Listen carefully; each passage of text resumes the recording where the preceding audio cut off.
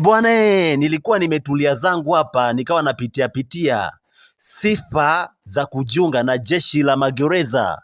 Sasa sifa hizi ni za hivi karibuni, yani miaka ya hii karibuni. Sasa nikasema ni share na familia. Bwana, namba moja ni umri. Kuna umri huwa mamlaka husika wanakuwa wameuseti au wanahuhitaji. Namba 2 ni afya njema. Namba 3, muombaji ni lazima awe na kitambulisho cha uraia au namba ya utaifa kutoka mamlaka ya vitambulisho vya taifa NIDA. Namba 4 ni lazima uwe na ujuzi au fani inayohitajika na mamlaka husika pamoja na vigezo vinginevyo ambavyo vinapatikana kwenye tangazo. Asante sana.